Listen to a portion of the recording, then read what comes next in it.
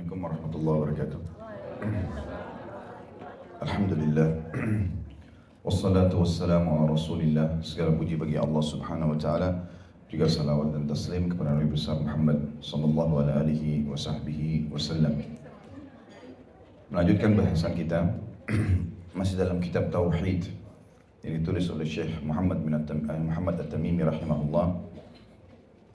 Dan kita masuk ke bab ke-28 masalah hukum tatayyur.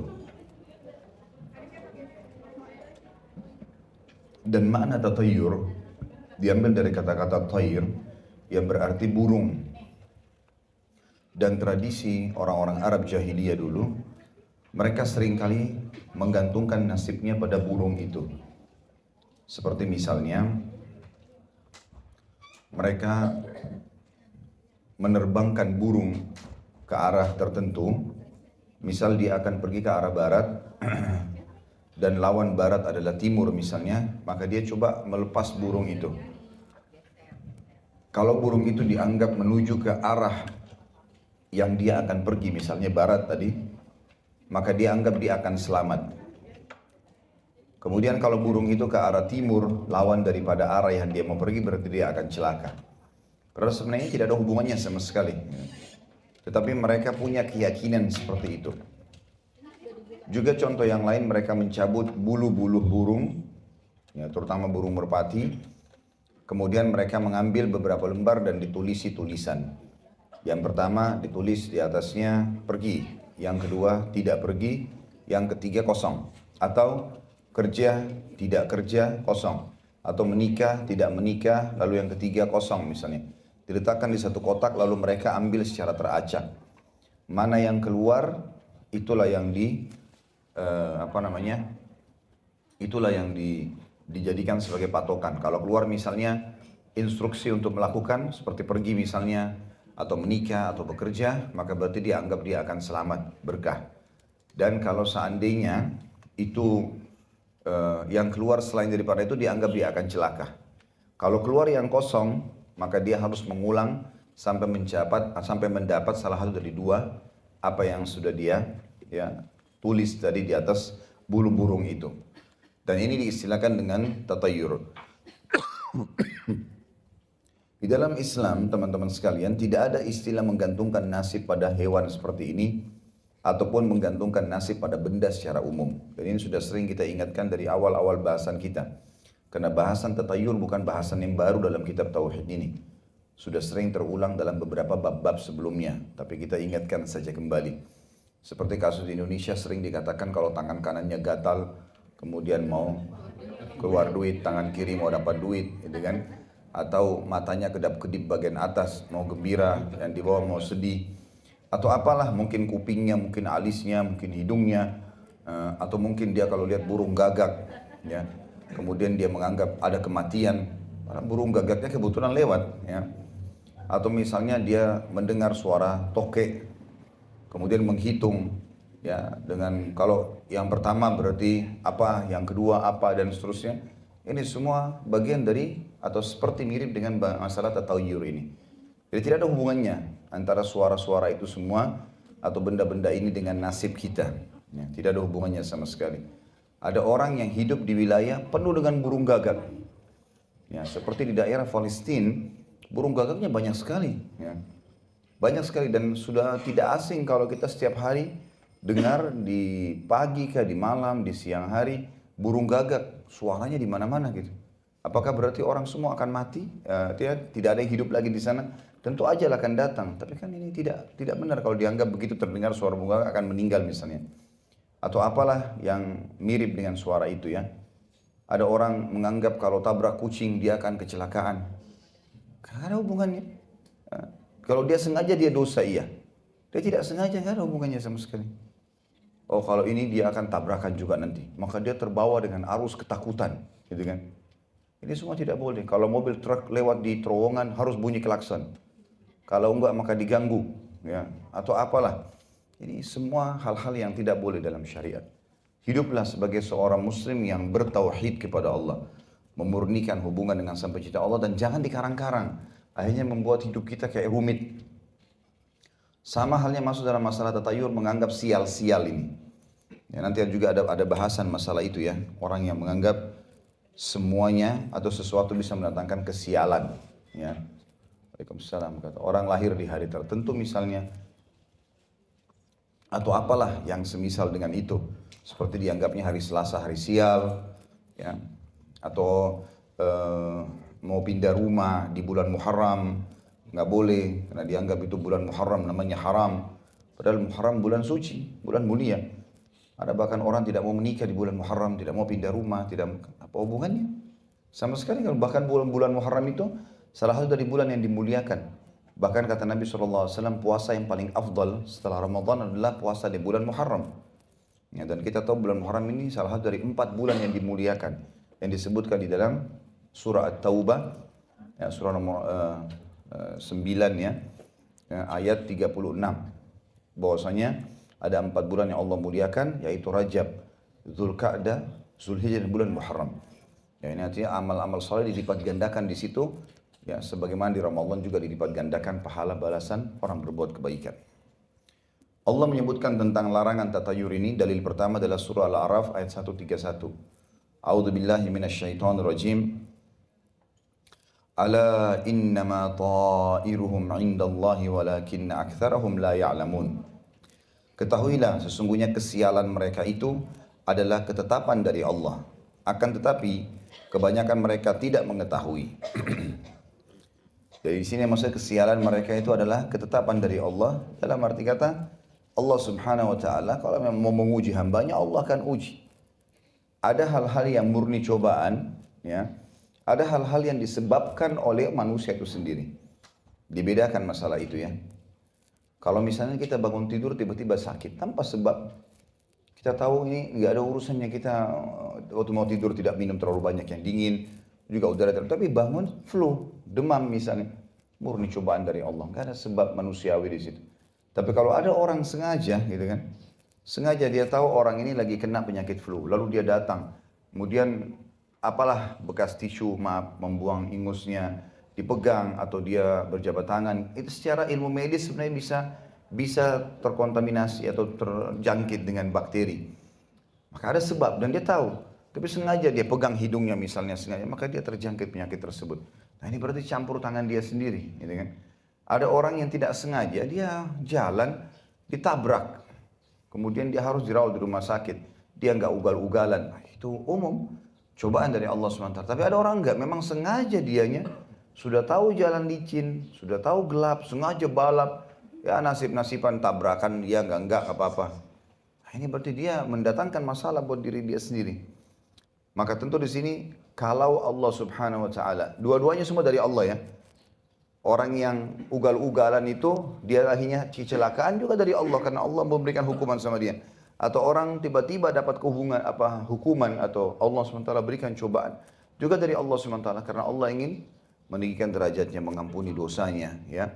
Dan yang paling luar biasa cobaan bagi orang beriman adalah jalan pintas dia untuk menghabiskan umurnya dalam ketaatan. Karena orang kalau lagi ada musibah, ada cobaan, tidak ada pikiran untuk berbuat dosa.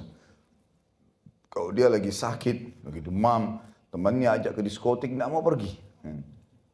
Sakit, gitu kan. Jadi memang musibah itu kalau datang apapun bentuknya, sebenarnya sedang mengerem orang itu dari kemaksiatan. Dan kalau dia yakin Allah Subhanahu wa taala akan membantu dia, Allah akan bantu dia. Tidak mungkin Allah Subhanahu wa taala membiarkan hambanya sementara Allah sangat sayang dengan manusia. Sebagaimana Allah mengatakan dalam Al-Qur'an, "A'udzubillahi minasyaitonirrajim, wa la taqtulu anfusakum innallaha kana bikum rahima." Jangan pernah kalian bunuh diri kalian atau menyusahkan diri kalian karena Allah sebenarnya rahim kepada kalian atau sangat mengasihi kalian. Dalam surah Yasin ayat 19 dalil yang kedua, firman Allah Subhanahu wa taala, "A'udzubillahi minasyaitonirrajim, qalu ta'irukum ma'akum a in dzukirtum bal antum qaumun musrifun."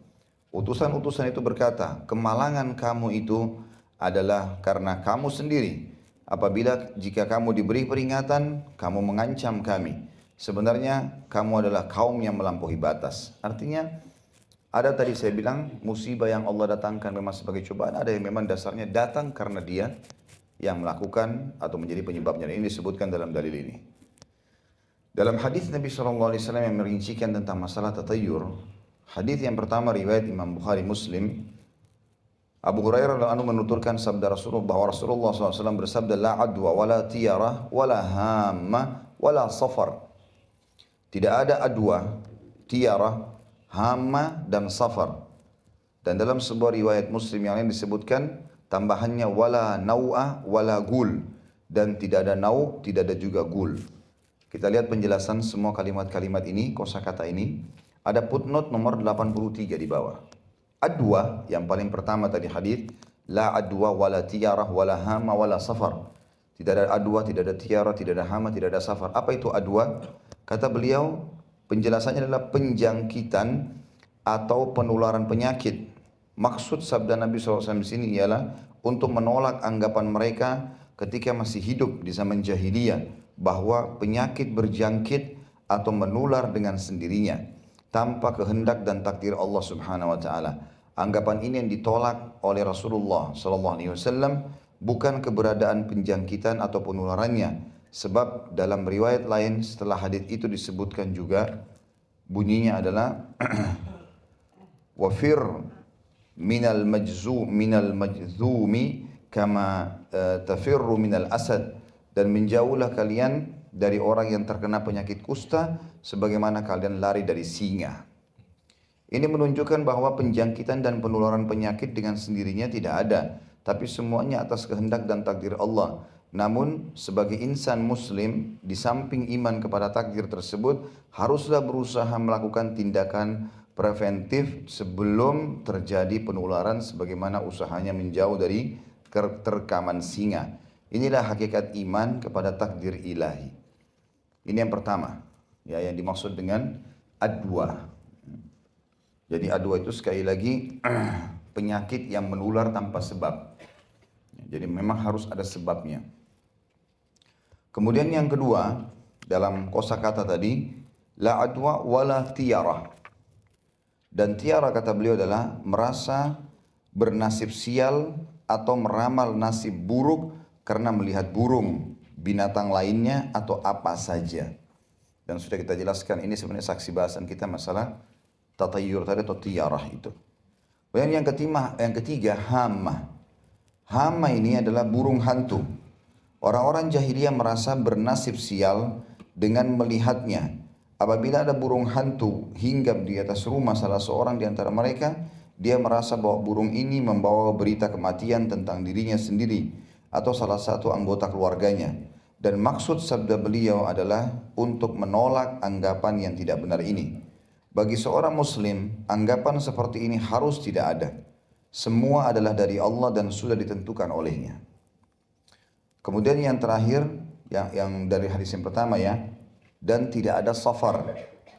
Safar adalah bulan kedua dari tahun Hijriyah. Kan bulan Muharram, bulan Safar ya. Yaitu bulan sesudah Muharram. Orang-orang jahiliyah beranggapan bahwa bulan ini membawa nasib sial atau tidak menguntungkan. Yang demikian dinyatakan tidak ada oleh Rasulullah SAW. Dan termasuk dalam anggapan seperti ini, merasa bahwa hari Rabu mendatangkan sial dan lain-lain.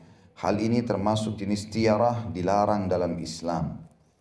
Ya, jadi ini termasuk bagian daripada safar. Jadi di Indonesia sering ada begitu ya. Ini pekan pertama safar, maka harus kerjakan begini, kalau tidak akan sial begini dan begitu. Ya. Itu semua tidak pernah ada. Ya. Makanya Nabi SAW mengatakan tidak ada kesialan di bulan safar itu. Kemudian hadis yang setelahnya tadi ada tambahan dua, wala nau'ah wala gul. Yang dimaksud dengan nau adalah bintang. Arti asalnya adalah tenggelam atau terbitnya satu bintang. Orang-orang jahiliyah menisbatkan turunnya hujan kepada bintang ini atau bintang itu. Maka Islam datang mengikis anggapan seperti ini, bahwa tidak ada hujan turun karena suatu bintang tertentu. Tapi semua itu adalah ketentuan dari Allah Subhanahu wa taala. Kemudian gul yang terakhir ya, adalah hantu atau genderuwo. Ya. Atau apalah yang dianggap kuntilanak, tuyul. Salah satu makhluk jenis jin.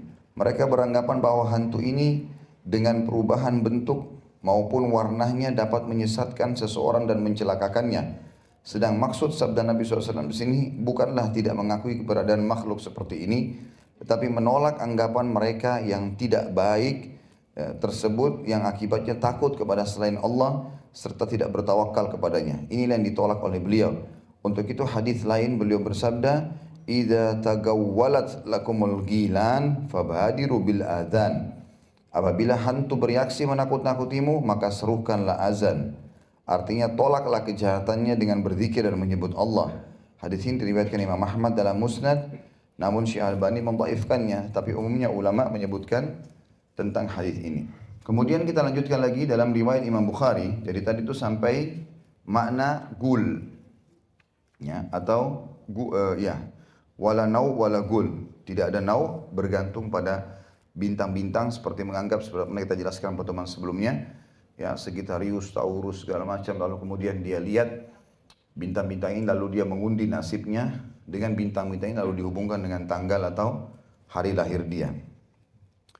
Sementara gul tadi sudah panjang lebar dijelaskan juga di sini adalah beranggapan adanya di setiap rumah itu pasti ada gundurwo, ada penjaganya yang begini dan begitu misalnya. Atau selalu beranggapan kalau di Indonesia mungkin sering pocong keluar dari kuburan, kuburannya bisa terbuka, datang ketuk-ketuk rumah minta makanan, ya. Atau apalah yang semisalnya, ya. Ini semua tidak benar. Kalau memang benar, pastilah orang-orang tua kita yang sudah meninggal datang semua minta, ya. Tapi pernah ada yang kedatangan di sini di rumahnya? Itu kan cuma ketakutan-ketakutan yang dibuat, ya. Makanya Nabi SAW melarang itu. Kita meyakini ada syaitan, tapi mereka lemah. Mereka tidak seperti apa yang digambarkan. Biasanya orang besar-besarkan. Sampai kata Nabi SAW, siapa yang membaca Bismillah pada saat mau makan atau beraktivitas, maka syaitan di sebelahnya mengecil seperti lalat. Jadi sangat kecil sebenarnya. Kalau seperti lalat bisa disentil. Tapi orang kadang-kadang dia yang besar-besarkan syaitan itu. Dia sendiri yang takut-takuti dirinya sampai makin merinding, sampai makin ketakutan, sampai nggak berani kamar mandi sendirian. Yang lebih aneh lagi kalau laki-laki ini, ya. Kayaknya butuh disunat 2 kali. Ya. Karena aneh, akhirnya tidak mau ke belakang rumah. Kadang-kadang ada suami yang suruh istrinya bukain pintu kalau ada yang ketuk malam-malam karena ketakutan. Ini kan aneh sekali, ya. Bukannya dia yang melindungi, malah dia yang minta dilindungi. Ya, ini memalukan. Ya. Mestinya dia yang bisa membela keluarganya, malah terbalik. Ini semua karena kesalahan-kesalahan yang terjadi. Suka nonton film horor yang menakut-nakutkan. Ya, dengan alasan seru, bagus, apalah segala macam. Itu bohong semuanya. Ya, digambarkanlah setan-setan yang matanya belalak, darahnya keluar, segala macam. Bisa jalan, mengisap darah, Dracula. Gak pernah ada ini semua. Ini kebohongan yang dikarang-karang, gitu kan. Makanya Nabi SAW menepis, dan subhanallah orang yang meyakini sabda Nabi SAW ini hidupnya tenang. Nah, dia tahu itu semua hanya rekayasa saja. Gak ada kebenarannya. Ya, kalau ada kebenarannya pasti akan kelihatan. Maka itu selalu saja adanya di film-film yang dibuat, ada yang di video game dan segalanya yang memang tujuannya orang untuk apa ya? Sesuatu yang membuat manusia penasaran itu lebih cepat terjual. Ya. Kayak tadi dia jualnya, karena mereka tujuannya komersial. Baik itu karena takut, karena suka, karena syahwat, itu cepat terjual. Maka dijual lah itu, rasa takutnya orang gitu ya. Seperti itulah. Tapi ini berbahaya, ini bisa merusak akidah seorang muslim. Kemudian dalam hadis Bukhari Muslim, meriwayatkan pula dari Anas radhiyallahu anhu, ia berkata Rasulullah SAW bersabda, la adwa wa la tiyara wa yu'jibunil fa'lu. Qalu wa mal fa'al? Qala al-kalimatu tayyibah. Tidak ada adwa dan tidak ada tiarah. Dan adwa sudah kita jelaskan tadi di poin yang pertama, penjangkitan penyakit tanpa sebab. Ya. Jadi ada orang tersebar penyakit di satu tempat, lalu kita tidak pernah ke situ, tidak interaksi. Gak ada sesuatu yang memicu kita bisa, terus tiba-tiba mau tersebar tanpa sebab, itu nggak mungkin. Itu sabda Nabi SAW.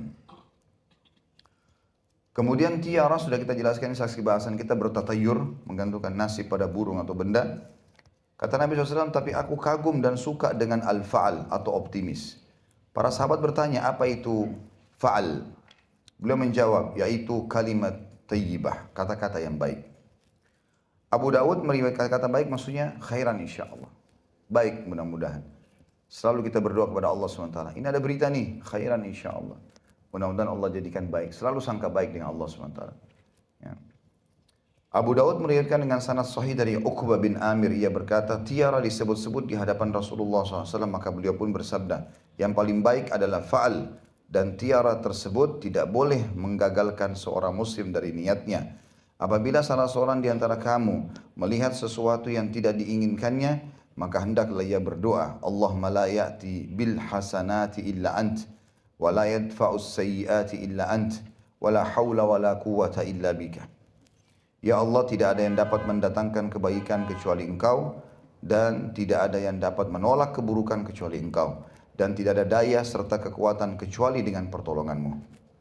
Abu Daud meriwayatkan pula hadis marfu dari Ibnu Mas'ud radhiyallahu anhu, at-tiyaratu syirk, at-tiyaratu syirk, wa ma minna illa walakinna Allah yudhibuhu bitawakkul. Tiara adalah syirik. Tiara adalah syirik. Maksudnya menggantungkan nasib sama burung atau benda-benda tadi, menganggap adanya sial-sial. Dan tidak ada seorang pun di antara kita kecuali telah terjadi dalam hatinya sesuatu dari hal itu. Syaitan bisa bisikan, tetapi Allah atau hanya saja Allah menghilangkannya dengan tawakal kepadanya. Hadis ini diriwayatkan juga oleh Tirmidzi dan dinyatakan sahih, dan kalimat terakhir tersebut dijadikannya sebagai ucapan dari Ibnu Mas'ud. Imam Ahmad rahimahullah meriwayatkan hadis dari Ibnu Amr bahwa Nabi SAW bersabda, barang siapa yang mengurungkan hajatnya, kepentingannya karena tiarah, maka dia telah berbuat syirik. Para sahabat bertanya, lalu apakah tebusannya kalau orang sudah terlanjur melakukan itu?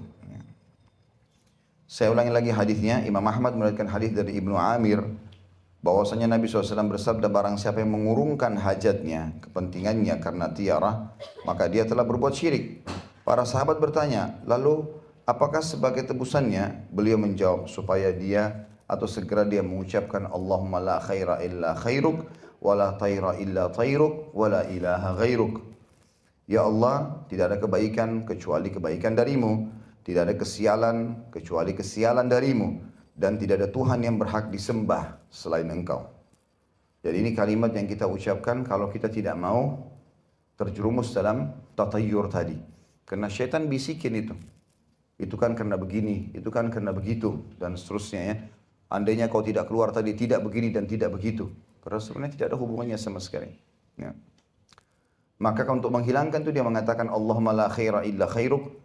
Tidak ada kebaikan ya Allah kecuali kebaikanmu, wala tayra illa tayruk, dan tidak ada ya kesialan kecuali kesialanmu, wala ilaha ghairuk, dan tidak ada Tuhan selain Engkau.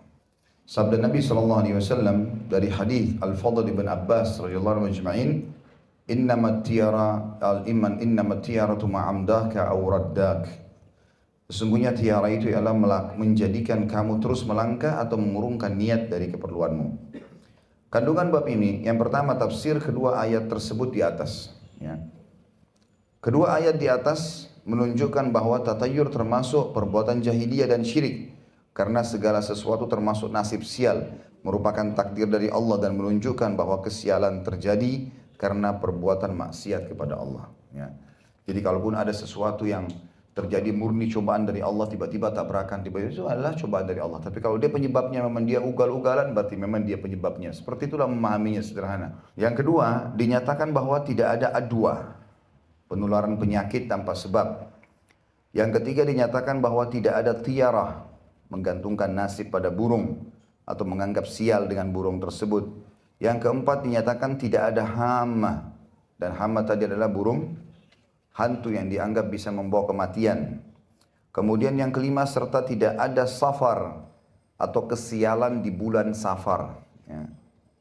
Sebagaimana juga saya bilang tadi, ada orang yang menganggap bulan Muharram, ada yang menganggap bulan-bulan tergantung dianggap itu adalah bulan-bulan yang sial. Tentu ada waktu dan tempat lebih baik daripada yang lain, itu ada. Ya, seperti hari Jumat lebih baik daripada hari-hari lain. Ya, Ramadan lebih baik daripada bulan-bulan lain. Mekah, Madinah, Palestina lebih baik daripada bumi atau tanah-tanah yang lain, gitu kan? Para nabi-nabi lebih baik daripada manusia biasa, dan seterusnya. Orang tua lebih baik daripada anak-anak. Itu memang kuasa Allah, arti kedudukannya, ya. Itu kuasa Allah SWT. Yang keenam, fa'al. tidak termasuk yang ditolak dan dilarang oleh Rasulullah SAW, bahkan dianjurkan. Artinya kalimat positif. Ya, kalimat positif. Jadi daripada kita mengatakan, kayaknya saya sudah bisa sembuh. Enggak, kita katakan insya Allah saya sembuh. Ya, jadi kalimat buruk, semuanya kalimat negatif, hilangkan dalam kamus pikiran kita. Semuanya. Tapi yang kita lakukan adalah al-fa'al. Kalimat-kalimat yang baik. Ya, kalimat-kalimat yang baik. Kemudian yang ketujuh, pengertian fa'al sudah kita jelaskan, semua kalimat yang positif. Khairan insya Allah, semoga jadi baik. Ya, semoga saya lekas sembuh. Saya insya Allah pasti disembuhkan oleh Allah. Saya pasti akan keluar dari permasalahan ini. Saya pasti akan punya anak. Saya pasti akan menikah. Ya, saya akan pasti masuk surga dengan amal soleh ini. Kita optimis. Ya. Yang kedelapan, apabila terjadi tiar atau tatayur dalam hati seseorang, tetapi dia tidak menginginkannya, maka hal itu tidak apa-apa hukumnya. Bahkan Allah menghapuskannya dengan tawakal. Yang kesembilan, doa yang harus dibaca oleh orang yang menjumpai hal tersebut. Jadi sudah disebutkan tadi doanya ya. Doa di halaman yang sama di bagian atas ini, Allahumma la khaira illa khairuk.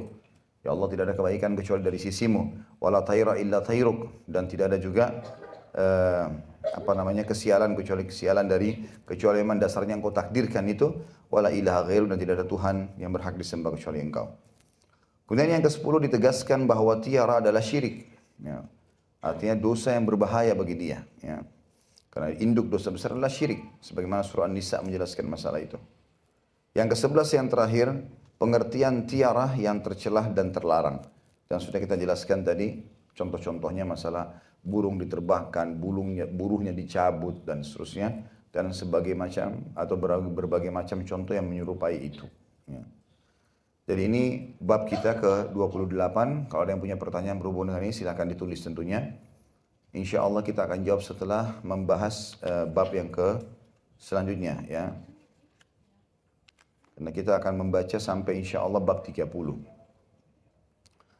Bab ke-29 masalah ilmu nujum atau astrologi. Ya. Imam Bukhari meriwayatkan dalam sahihnya bahwa Qatadah mengatakan, Khalaqallahu hadhihi an-nujuma li thalath, zinatan lis-sama' wa rujuman lisyayatin wa alamatin yuhtada biha. Faman ta'awwala fiha ghaira dhalika akhta'a wa adha'a nasibah wa kallafa ma la ilma lahu bih. Allah menciptakan bintang-bintang ini untuk 3 hikmah. Pertama, sebagai hiasan langit. Yang kedua, sebagai alat pelempar syaitan. Dan yang ketiga, sebagai tanda-tanda untuk menunjuk atau arah, ya, menunjukkan arah dan sebagainya. Karena itu barang siapa dalam masalah ini berpendapat selain tersebut, maka dia telah salah dan menyia-nyiakan nasibnya, serta membebani dirinya dengan hal yang di luar batas pengetahuannya. Ini tentu hadis menjelaskan tentang fungsi daripada bintang. Kalau kita lihat, selama ini mungkin kebanyakan orang hanya berpikir bintang itu kemungkinan hanya perhiasan saja, ya, atau memang planet-planet atau bintang-bintang yang ada di langit. Maka disebutkan dalam hadis ini kalau ada 3, ya, perhiasan untuk langit, makanya setiap kali kita lihat ke atas indah terlihatnya. Kemudian alat pelempar syaitan, dan ini sudah sering kita sebutkan hadisnya dari awal-awal pertemuan. Kalau meteor yang jatuh itu adalah serpihan bintang yang dilemparkan oleh malaikat atau dipanahkan kepada syaitan-syaitan. Dan juga yang ketiga sebagai tanda petunjuk, dan sampai hari ini tentu di tengah lautan bintang-bintang masih dilakukan atau digunakan sebagai petunjuk jalan. Dan kata Nabi SAW, barang siapa dalam masalah ini berpendapat selain tersebut, maka pastilah dia telah salah dan menyia-nyiakan nasibnya, serta membebani diri dengan hal di luar batas pengetahuannya. Sebagian ulama hadis mengatakan kalau dia jadikan bintang sebagai Tuhan misalnya, atau dia mengundi nasibnya dengan bintang-bintang tersebut, sebagaimana sudah kita jelaskan. Kalau ada orang yang menganggap tadi ya, yang sudah semestinya kita ubah itu, yang meyakini tentang fungsi-fungsi bintang dengan nama-namanya, ya, yang berpengaruh pada nasib dia. Ya, jadi kalau bulan ini orang bintang Taurus, bintang Sagittarius, nasibnya apa nih? Ya, warna kesukaannya, makanan kesukaannya, jodohnya lah, segala macam. Ini semua tidak benar. Sebagaimana juga orang-orang non-muslim banyak yang mengakui lambang-lambang sio-sio ya dari orang-orang Chinese ya, sio ini sio itu, lalu dihubungkan dengan nasibnya dia ya. Sehingga selalu digambarkan kalau naga itu adalah yang kuat dan seterusnya ya. Ini semua tidak ada dalam Islam. Pada di zaman Nabi SAW ada, bisa saja Nabi suruh itu buat. Kenapa di Madinah pada saat Nabi SAW meninggal disebutkan dalam banyak riwayat, ditemukan rumah-rumah masyarakat polos, nggak ada apa-apa, gitu kan? Nggak ada ukiran-ukiran, tidak ada ornamen-ornamen. Padahal zaman itu zaman peradaban, ada Romawi, ada Persia, bisa berbagi, ya, bisa sebenarnya belajar, atau bisa Nabi SAW ajarkan wahyu turun dari langit. Lukis-lukis rumah kalian seperti ini, misalnya bentuklah seperti ini, dan tapi tidak pernah sama sekali. Dan subhanallah setiap kali kita datangin wilayah-wilayah yang dulunya wilayah kafir, lalu kemudian dikuasai oleh Islam, kita temukan orang Islam tidak terpengaruh dengan apa yang mereka tinggalkan. Ya. Kemarin waktu kami mampir di Jordan, banyak sekali di situ peninggalan di kota Amman, itu peninggalan dari Romawi dulu, masa kejayaan Romawi, tempat-tempat acara-acara mereka, benteng-benteng mereka sekian macam. Setelah Islam berkuasa, nggak pernah sama sekali dianggap itu adalah sesuatu yang sangat luar biasa. Apalagi peninggalan-peninggalan yang dianggap Tuhan-Tuhan mereka. Kebanyakan malah dihancurkan. Supaya memang tidak ada lagi sesembahan yang disembah kecuali Allah Subhanahu Wa Taala. Kata beliau tentang mempelajari letak-letak peredaran bulan, Qatada menyatakan makruh. Ya. Sedang Ibnu Uyainah tidak membolehkan. Demikian disebutkan oleh Harb dari mereka. Tentang Imam Ahmad dan Ishaq membolehkan hal tersebut. Abu Musa menuturkan Rasulullah SAW bersabda, "Thalathatun la yadkhulunal jannah, mudminu khamrin musaddiqun bis-sihr wa qati'ur rahim." Ada 3 jenis manusia yang tidak akan masuk surga, yaitu pecandu minuman keras atau khamar, orang yang mempercayai sihir, dan orang yang memutuskan silaturahim. Jadi maksud di sini adalah orang yang percaya sihir. Kata beliau ada footnote itu menjelaskan potongan kalimat hadis, mempercayai sihir di bawah footnote nomor 86, mempercayai sihir yang diantara macamnya adalah ilmu nujum atau astrologi. Sebagaimana telah dinyatakan dalam sebuah hadis, barang siapa mempelajari sebagian dari ilmu nujum, maka sungguhnya dia telah mempelajari sebagian dari ilmu sihir. Ini sudah dijelaskan waktu di bab 25 sebelum ini. Kandungan bab ini, yang pertama hikmah penciptaan bintang-bintang. Ada 3 tadi tujuannya. Untuk apa? Habis makan siang lupa. Ingatannya jadi berkurang. Padahal hari ini dapat coto Makassar itu. Biasanya tambah kuat hafalan. Karena apa? Perhiasan langit. Ya. Terus? Melempar syaitan. Petunjuk jalan. Ibu-ibu lebih encer rupanya. Jangan tersinggung. Saya pasti belas sama jenis saya. Baiklah. Itu hikmah daripada penciptaan bintang-bintang. Yang kedua, bantahan terhadap orang yang berpendapat selain itu. Kalau ada yang mengatakan fungsi bintang selain itu, setiap muslim membantahnya karena ini wahyu menyampaikan masalah itu. Tidak ditemukan fungsi selain daripada itu. Ya. Kemudian yang ketiga, ada perbedaan pendapat di antara para ulama dan masalah mempelajari letak-letak peredaran bulan. Ya. Penentuan tanggal, bulan, itu mungkin. Ya. Itu masih umum. Ya. Tapi kalau dianggap bahwasanya dia punya fungsi-fungsi selain daripada apa yang disebutkan dalam hadis tadi, maka itu dianggap kesalahan karena Nabi SAW yang menyatakan itu adalah kesalahan. Yang keempat, ancaman bagi orang yang mempercayai sesuatu sihir yang diantara jenisnya adalah ilmu nujum atau astrologi, walaupun dia mengetahui akan kebatilannya. Ya. Artinya memang akhirnya dia terpaksa tebak-tebak dan menghafallah nama-nama bintang-bintang itu, kemudian dihubungkanlah dengan keyakinan orang Yunani dulu. Ya. Akhirnya sampailah pada tingkat peramalan dari bintang-bintang tersebut. Ya, kalau bintang ini muncul akan begini dan begitu. Bab ke-30, dan ini penutupan kita dalam 3 bahasan ini dulu. Kita buka pertanyaan setelah ini. Menisbatkan turunnya hujan kepada bintang. Allah Subhanahu wa taala berfirman dalam surah Al-Waqiah ayat 82, A'udzu billahi minasyaitonir rajim wa taj'aluna rizqakum annakum tukadzibun. dan kamu membalas rezeki yang telah dikaruniai Allah kepadamu dengan mendustakan Allah. Abu Malik Al-Ash'ari menuturkan tentang makna Al-Waqi' 82 ini, bahwa Rasulullah SAW bersabda, Arba'un fi ummati min amril jahiliyah, la yatrukunahunna, al-fakhru bil ahsab, wat-ta'nu fil ansab, wal istisqa'u bin nujum, wan niyahatu alal mayyit.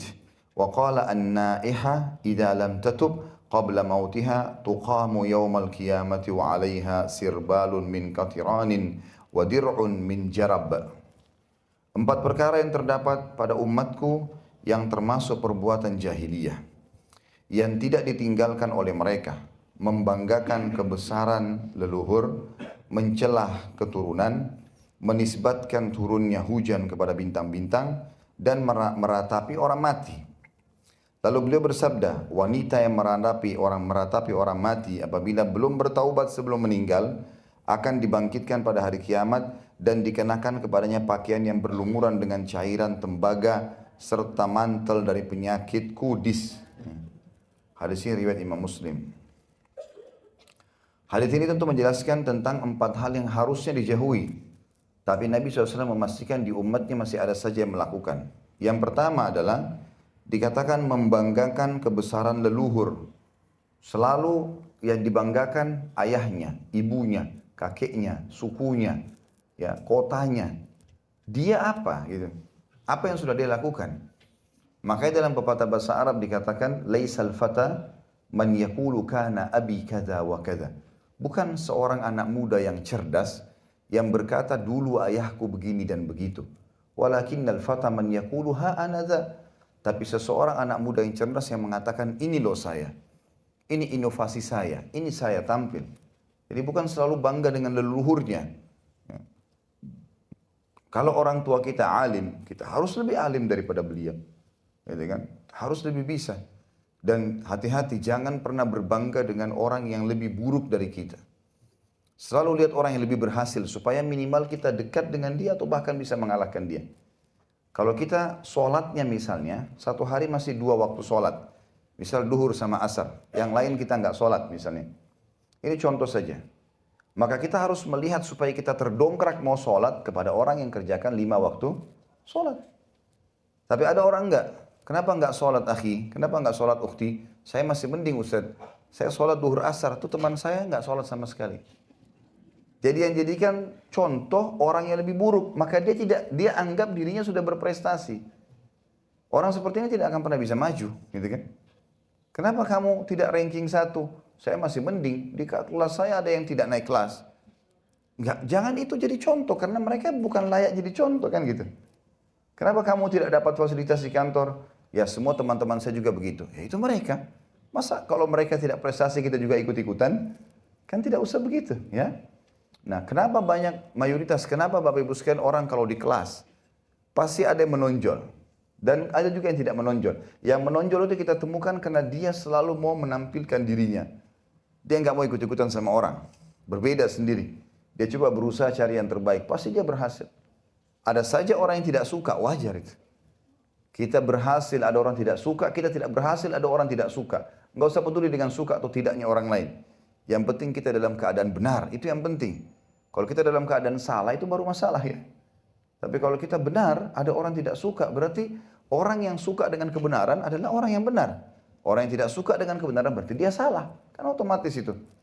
Rasulullah SAW walaupun utusan Allah dan jelas-jelas ya, penutup para nabi, pemimpin anak Adam, segala macam fasilitas Nabi SAW disebutkan, masih ada orang yang benci sama beliau. Masih ada orang yang tidak suka. Nah kata ulama berarti orang yang membenci Nabi SAW karena Nabi benar adalah orang buruk. Seperti orang-orang munafik, orang kafir ya, yang tidak mau menerima ajaran Nabi SAW, seperti itulah. Nah ini ditarik dalam semua ini kehidupan seorang muslim. Kemudian yang kedua, mencela keturunan. Ya. Baik dia mencela keturunannya dia langsung, ya. Kenapa anak saya ini hitam? Kenapa rambutnya keriting? Kenapa begini? Ya. Padahal sebenarnya saya sama istri, atau bapak ibu sama suaminya, sama pasangannya istrinya, kita kan cuma tahu melakukan biologis. Apa andil kita di anak itu? Tidak ada andil kita sama sekali. Si laki-laki tetesin sperma, si perempuan punya sel telur, lalu kemudian ketemulah. Nanti bagaimana prosesnya, nanti dia laki-laki atau perempuan, seberapa tebal alisnya, warna kulitnya, rambutnya, bukan urusan kita. Yang membuat kita punya status sebagai orang tua, Sang Pencipta. Lahir anak itu, kamu orang tuanya. Anak ini tahu, ini ibu, ini ayahmu. Terjadilah sebuah sistem. Gak ada andil kita di situ. Sama sekali gak ada andil. Tapi orang subhanallah kadang-kadang tidak mengerti. Seakan-akan dia yang melakukan itu. Jadi dia akhirnya, oh ini lihat nih, anak saya gagah nih. Loh Allah yang kasih kok. Cantik gagah bukan punya kita kok. Ya. Penisbatan nama saja, Allah yang membuat ada variabel hukum di situ. Kalau Allah kasih, alhamdulillah. Dalam keadaan kita bersyukur kepada Allah Subhanahu Wa Taala. Seperti itulah. Nah, tapi ada orang mencela keturunannya sendiri. Ada juga orang, ini masuk dalam semua hal ya, keturunan artinya anak cucu. Mungkin karena anak-anaknya masih belum mendapat prestasi sekolah maka dihina. Ya, jadi mencela, ini keliru. Kita harusnya motivasi dia untuk menjadi orang yang berprestasi, itu maksudnya.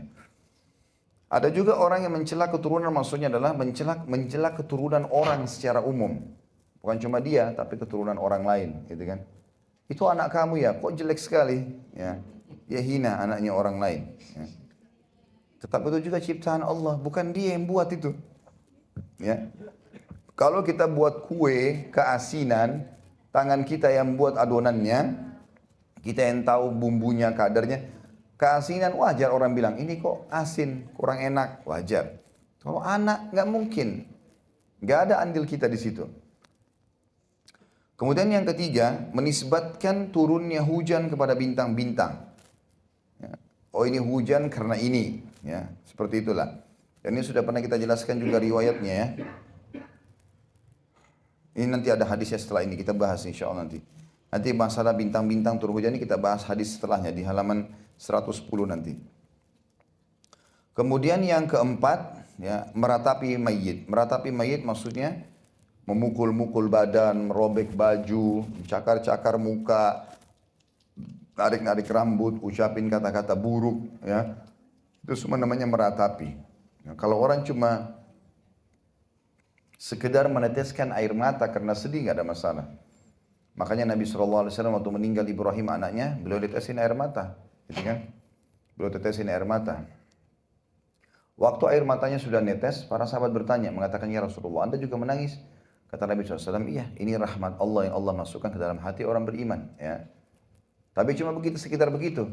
Lalu Nabi SAW menghadap ke anaknya Ibrahim yang beliau sedang tangisi. Beliau mengatakan, wahai Ibrahim, sesungguhnya kami sedih berpisah denganmu. Tetapi lisan kami tidak akan mengucapkan kecuali yang membuat Tuhan kami ridho. Ya, kecuali yang membuat Tuhan kami ridho. Imam Bukhari, Imam Muslim meriwayatkan dari Zaid bin Khalid radhiyallahu anhu ajma'in, dia berkata Rasulullah SAW telah mengimami kami dalam solat subuh di Hudaybiyah setelah semalaman hujan turun. Ketika usai solat, beliau menghadap kepada orang-orang lantas bersabda, hal tadruna madza qala rabbukum? Qalu Allahu wa rasuluhu a'lam. Qala asbaha min ibadi mu'minun bi wa kafir. Wa amma man qala mutirna bi fadlillahi wa rahmati fadzalika mu'minun bi wa kafirun bil kawkab. Wa amma man qala mutirna bi naw'in kadza wa kadza fadzalika kafirun bi wa mu'minun bil kawkab. Tahukah kamu apa yang difirmankan oleh Tuhanmu? Mereka menjawab, Allah dan Rasulnya yang lebih mengetahui. Beliau pun bersabda, dia berfirman, di pagi hari ada di antara hamba-hambaku, ada yang beriman dan ada pula yang kafir. Adapun orang yang mengatakan telah turun hujan kepada kita berkat karunia dan rahmat Allah, dia beriman kepadaku dan kafir kepada bintang. Sedangkan orang yang mengatakan telah turun hujan kepada kita karena bintang ini atau bintang itu, dia kafir kepadaku dan beriman kepada bintang-bintang.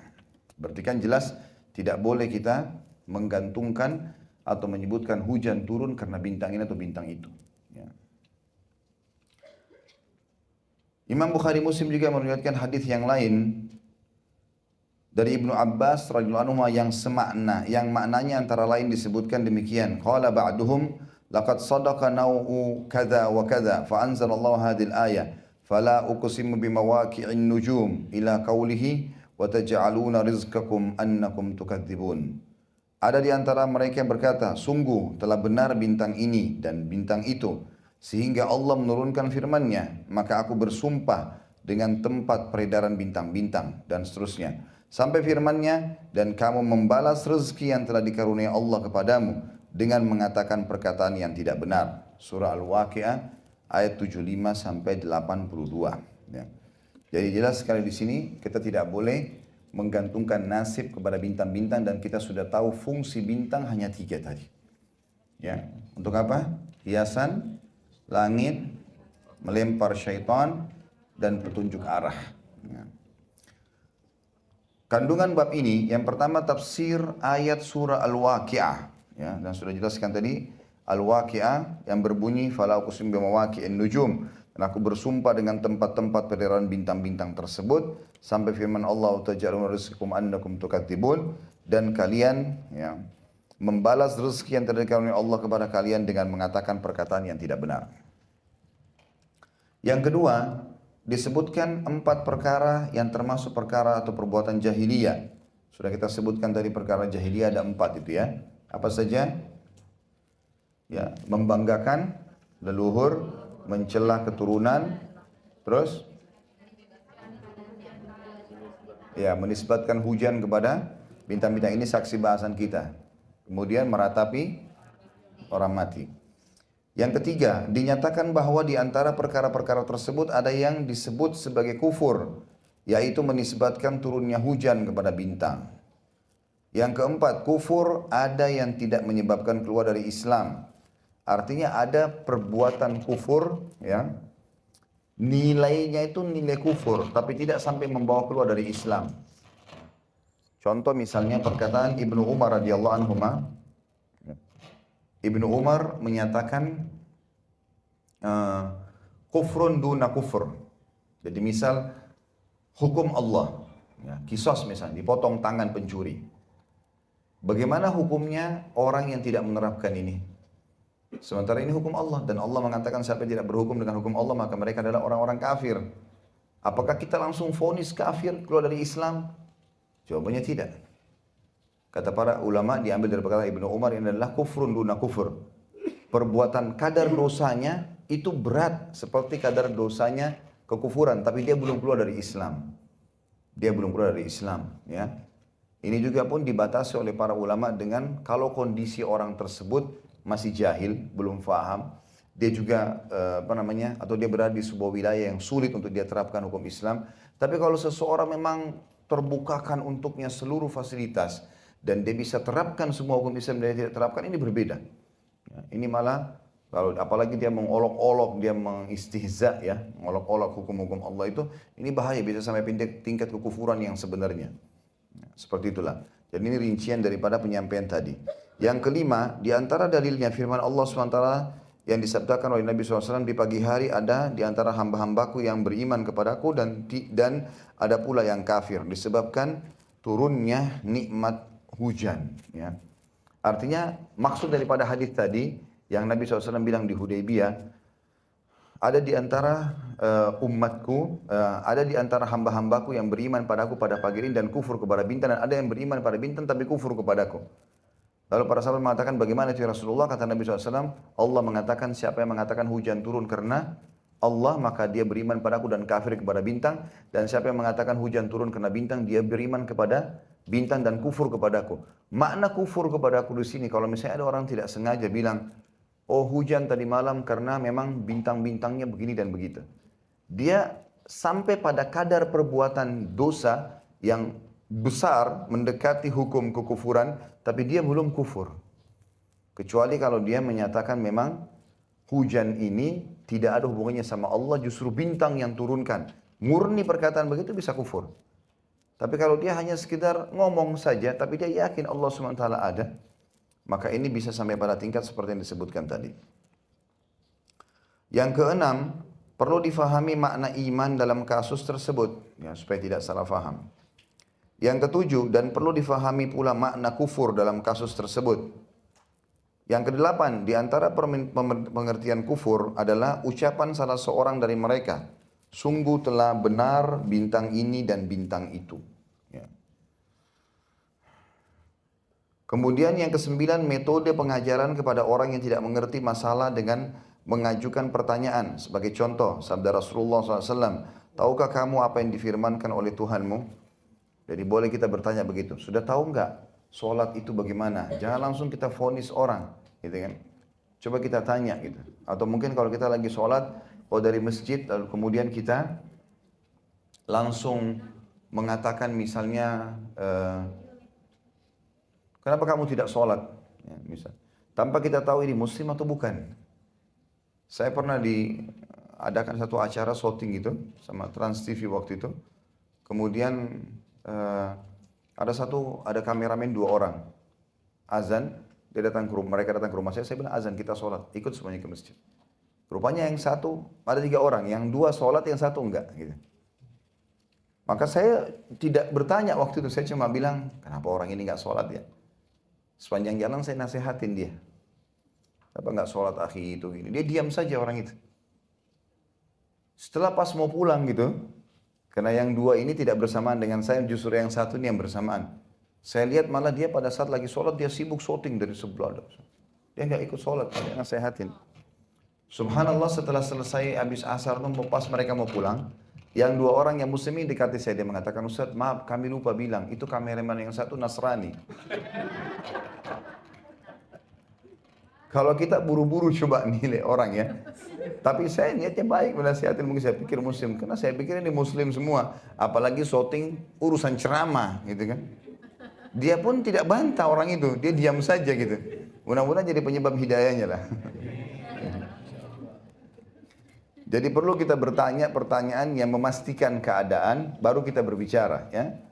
Oh ini orang tidak pakai jilbab nih, berdosa nanti. Pakai jilbab itu wajib, mungkin Nasrani ya. Kita nggak tahu, agamanya nggak bilang wajib gitu kan. Kan kita tidak tahu kan, dan banyak hal.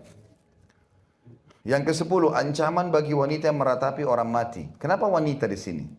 Karena memang umumnya laki-laki tidak meratap. Laki-laki itu kalau menangis malu dia ya. Kadang-kadang kalau laki-laki menangis itu ditahan, jarang mengeluarkan suara. Mereka kebanyakan kalau menangis itu malah sebenarnya ditahan. Atau mungkin dia mengekang kesedihannya. Kecuali kalau sampai pada puncak tertentu mungkin, tapi jarang sekali. Secara umum laki-laki tidak akan. Kalau perempuan umumnya menangis biasanya terisak-isak. Apalagi kalau ada kematian. Ya orang yang meninggal ya. Biasanya yang kita lihat menangis, teriak-teriak memang perempuan. Apalagi sampai meratap, mukul-mukul badannya, narik rambutnya segala macam. Makanya wanita yang disebutkan. Tapi ulama mengatakan ancaman ini kena juga bagi laki-laki yang ikut meratapi. Kalau ada. Di sini disebutkan wanita karena umumnya wanita yang melakukan itu.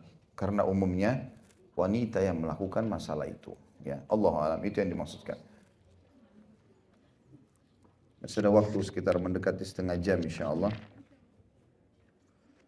Kita bahas bab ke-31, masalah cinta kepada Allah. Tentu kalau kita bicara masalah cinta, kita bicara masalah pengorbanan dan pengabdian. Pengorbanan dan pengabdian.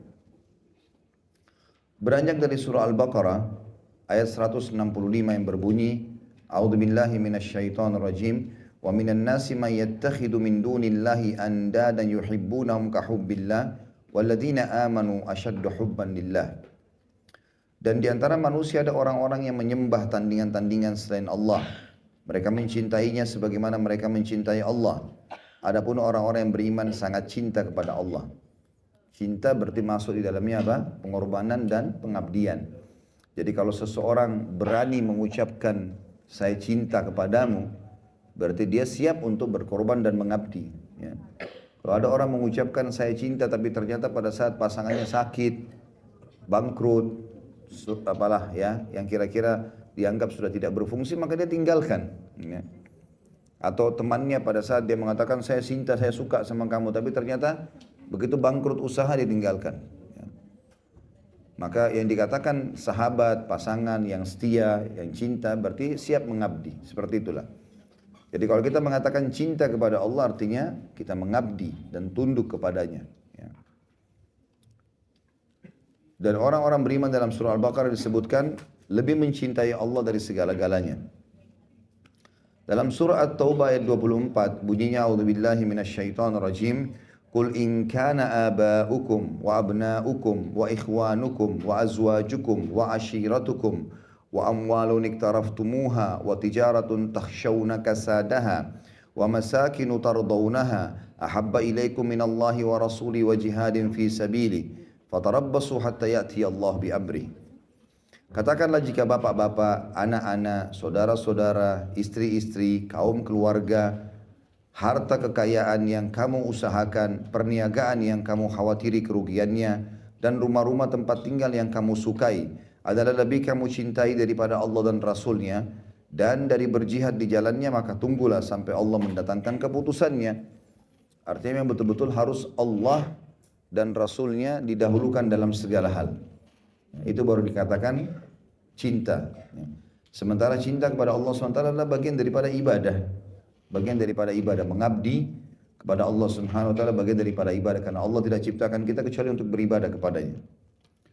Imam Bukhari dan Imam Muslim juga meriwayatkan dari Anas radhiyallahu anhu, beliau berkata bahwasanya Rasulullah sallallahu alaihi wasallam bersabda, "La yu'minu ahadukum hatta akuna ahabba ilaihi min waladihi wa walidihi wan nasi ajma'in." Tidak beriman dengan sempurna seseorang di antara kalian sehingga aku lebih dicintainya daripada anaknya, orang tuanya, dan manusia seluruhnya. Ini makna cinta, jadi mendahulukan, memprioritaskan, berkorban dan mengabdi, dan seorang muslim harus Allah dan Rasulnya di atas semuanya. Makanya Nabi SAW menekankan dalam hadis ini, tidak dihitung sempurna iman seseorang sampai dia mencintai Nabi SAW melebihi anaknya, orang tuanya, dan manusia semuanya. Imam Bukhari Muslim juga meriwayatkan dari Anas radhiyallahu anhu, beliau berkata, Rasulullah SAW bersabda, "Thalathun man kunna fihi wajada bihinna halawatal iman, ayyakuna Allahu wa rasuluhu ahabba ilaihi mimma siwahuma, wa an yuhibbal mar'a la yuhibbuhu illa lillah, wa an yakraha an ya'uda fil kufri ba'da an ankadhahu Allahu minhu kama yakrah an yukdhafa fin nar." Ada 3 perkara, barang siapa terdapat dalam dirinya ketiga perkara itu, dia pasti merasakan manisnya iman, yaitu Allah dan Rasulnya lebih dicintainya daripada yang lain. Kapan selalu dia dahulukan? Apapun yang dia ingin makan, dia ingin minum, dia ingin bergaul, yang semua yang dia ingin lakukan, makan, minum, bergaul, menikah, bekerja, berteman, semuanya, dia selalu tanyakan, apakah Allah dan Rasulnya bolehkan ini? Kalau boleh dia kerjakan, kalau enggak. Maka itu baru dikatakan orang bisa merasakan kenikmatan iman.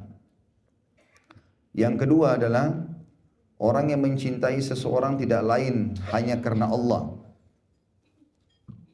Artinya betul-betul dia suka orang itu karena Allah Subhanahu wa taala, karena kesolehannya, ya, karena kedekatannya kepada Allah Subhanahu wa taala. Ini juga merasakan kenikmatan iman.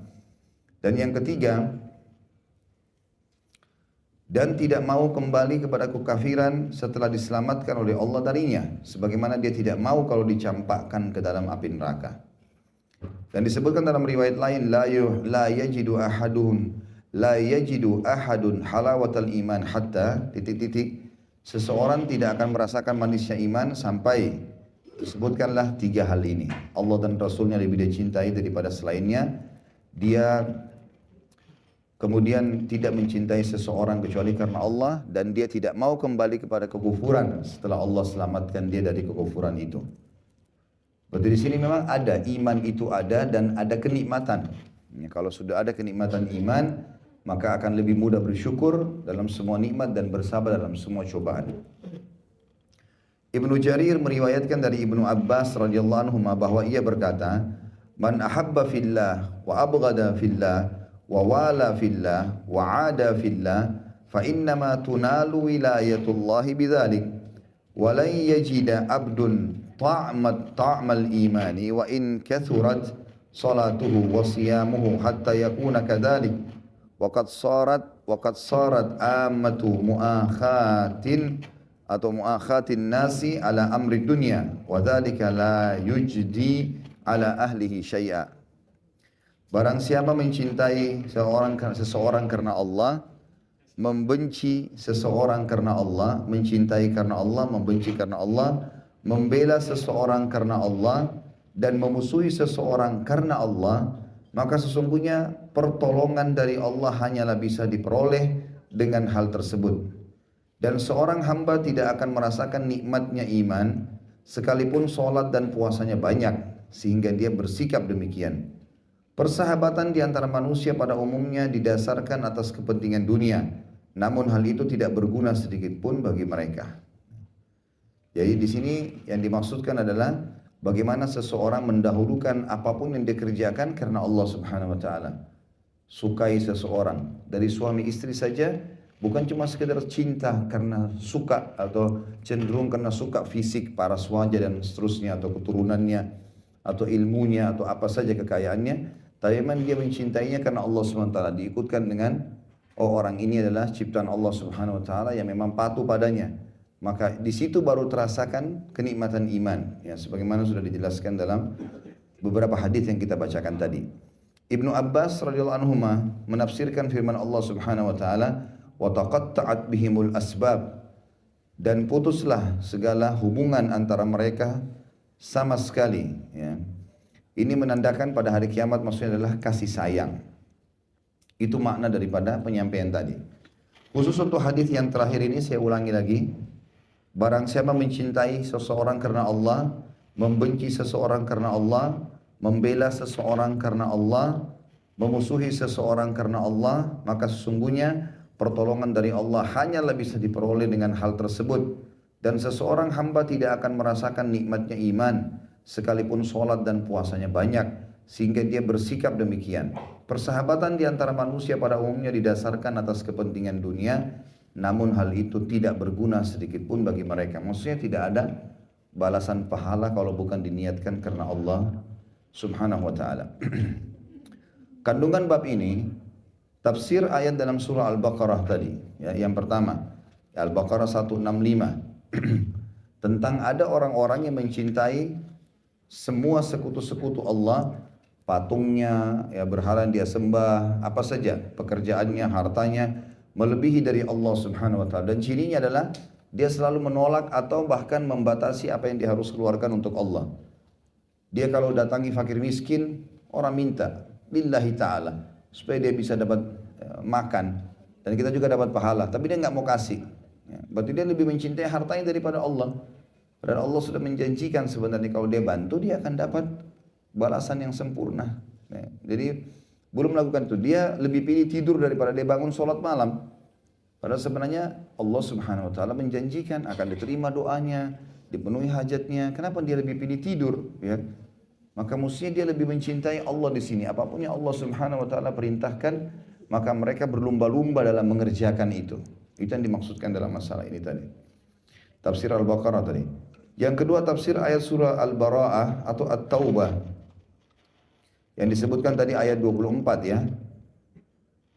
Jika bapak-bapak, anak-anak, saudara-saudara, istri-istri, kaum kerabat, harta kekayaan yang kamu usahakan, perniagaan yang kamu khawatiri kerugiannya, dan rumah-rumah tempat tinggal yang kamu sukai adalah lebih kamu cintai daripada Allah dan Rasulnya dan daripada berjihad di jalan Allah, maka tunggulah sampai Allah mendatangkan keputusannya. Maksudnya, kalau kalian terus meninggalkan cinta Allah dan halus selalu menolak itu, artinya tidak mau berkorban di jalan Allah SWT, maunya hanya urusan dunia saja, maka tunggulah Allah akan merugikan kalian. Yang ketiga, wajib mencintai Rasulullah SAW melebihi kecintaannya terhadap diri sendiri, keluarga dan harta benda. Dan ini sudah jelas, ya, walaupun Nabi SAW sudah meninggal, kita dahulukan maksudnya dari sabda-sabda beliau, dari keinginan dan hawa nafsu kita. Apapun yang kita suka, kalau Rasulullah SAW larang, kita tinggalkan. Karena kita kalau mengikuti Nabi SAW berarti kita mencintai Allah. Sebagaimana dalam ayat disebutkan masalah itu. A'udzubillahi minasyaitonirrajim. Qul in kuntum tuhibbunallaha fattabi'uni yuhibbukumullah wa yaghfir lakum dzunubakum. Katakanlah, hai Muhammad, kalau seandainya kalian mencintai Allah, maka ikutilah aku. Niscaya Allah akan mencintai kalian dan mengampuni dosa-dosa kalian. Juga sabda Nabi SAW tadi sudah jelas, tidak akan dihitung seseorang beriman sempurna imannya dan sampai dia mencintai aku lebih dirinya, keluarganya dan hartanya. Kemudian yang keempat, pernyataan tanda kutip tidak beriman bukan berarti keluar dari Islam, tapi artinya adalah tidak beriman dengan sempurna. Nabi SAW mengatakan tadi tidak dihitung sempurna iman seseorang sampai dia mencintai aku melebihi daripada seluruh hartanya, keluarganya dan dirinya sendiri. Yang kelima, bahwa iman ada rasa manisnya. Kadangkala dapat diperoleh seseorang dan kadangkala juga tidak. Tapi kalau dia menambah dengan amal soleh, nanti dengan amal soleh imannya akan meningkat. Sebagaimana kita tahu, kalau kita terus saja sholat 5 waktu on time, kita terus saja mengerjakan kebaikan-kebaikan, maka pasti kita akan sampai pada level di mana kita nanti akan merasakan sendiri kenikmatan iman itu dan tingkatnya tinggi, terasa nyaman. Bukti keimanan kita kalau ketinggalan merasa tidak enak. Kita sudah biasa sholat 5 waktu atau kita biasa tutup aurat, terus kemudian kita melanggar itu atau terlanggar, maka kita merasa nggak nyaman. Itu menandakan adanya kenikmatan iman di situ. Kemudian yang keenam, disebutkan 4 sikap yang merupakan syarat mutlak untuk memperoleh pertolongan dari Allah. Dan seseorang tidak akan menemukan rasa nikmatnya iman kecuali dengan keempat sikap tadi. Ya. Dan itu ini sudah disebutkan ya. Siapa yang mencintai karena Allah, membenci karena Allah, ya, membela karena Allah, dan memusuhi karena Allah. Ya. Maka sungguhnya dia sedang berada di bawah wilayah atau perlindungan Allah subhanahu wa ta'ala. Jadi kita kalau suka sama orang karena Allah. Kalau kita pun meninggalkan dia benci karena Allah. Ya. Kalau kita membela, bela juga karena Allah. Dan juga kalau kita memusuhi karena Allah. Yang ketujuh, pemahaman Ibnu Abbas radhiyallahu anhu tentang realita bahwa hubungan persahabatan para mukmin didasari atas kepentingan duniawi. Ya. Jadi maksudnya pernyataan yang disampaikan tadi di halaman 114 di bagian atas ini, awal paragraf, ya, itu menjelaskan kepada kita bahwasanya umumnya dunia karena ada maslahatnya. Tapi kalau karena Allah, itu tidak ada maslahat kecuali urusan akhirat saja. Nah, kalau orang hanya kena ke bisnis, begitu bisnis selesai ya sudah tidak ada lagi hubungan. Dan seterusnya. Yang kedelapan, tafsir ayat. Dan terputuslah segala hubungan antara mereka sama sekali. Dalam Al-Quran tadi ya, yang Ibnu Abbas menjelaskan masalah itu. Surah Al-Baqarah 166 ya. Terputuslah segala hubungan antara mereka, maksudnya adalah kasih sayang. Ya. Yang dimaksud sini berarti di hari kiamat nanti orang-orang yang tidak mencintai karena Allah, mereka akan terputus, tidak lagi kasih sayangnya. Tapi orang kalau mencintai karena Allah, membenci karena Allah, sampai di dunia dan pun di akhirat, dia akan selalu ya terbawa dengan arus itu. Yang kesembilan disebutkan bahwa di antara orang-orang musyrik ada yang mencintai Allah dengan kecintaan yang sangat. Ya. Jadi ada orang-orang mencintai Allah subhanahu wa ta'ala, tapi syaitan menggelincirkan dia. Ya, di Mekah itu ada banyak sekali orang memuliakan Ka'bah dan mengetahui Allah subhanahu wa ta'ala pemilik rumah itu. Tapi dia juga dari sisi lain membawa patung-patung yang dia anggap bisa jadi perantara dengan Allah subhanahu wa ta'ala. Jadi dia berbuat syirik, tapi dia cinta kepada Allah subhanahu wa ta'ala. Ada juga itu. Tapi ini tidak cukup menyelamatkan dia, karena dia harus tidak boleh berbuat kesyirikan. Dia tidak boleh membuat kesyirikan. Yang ke-10, ancaman terhadap seseorang. Yang ke-8, perkara tersebut di atas orang tua, saudara, istri, kaum kerabat, harta, benda, perniagaan dan tempat tinggal lebih dicintai daripada agamanya Allah. Jadi kalau jihad lagi dipanggil, sholat lagi dikumandangkan, apalah ya, maka tidak ada negosiasi lagi. Semua urusan dunia ditinggalkan. Sampai kata Hasan Basri rahimahullah, aku telah menemukan generasi, maksudnya para sahabat, di mana seseorang di antara mereka sama sekali tidak terpengaruh dengan apapun yang luput dari mereka dari urusan dunia ini. Meninggal orang yang dicintaikkah, apa saja hilangnya benda yang disukai, maka sudah sampai pada level di mana para sahabat tidak lagi mempedulikan masalah itu, karena mereka jadikan dunia tempat lewat saja dan cintanya untuk Allah dan Rasulnya. Hati. Yang ke-11, mempertuhankan selain Allah dengan mencintainya sebagaimana mencintai Allah adalah syirik akbar.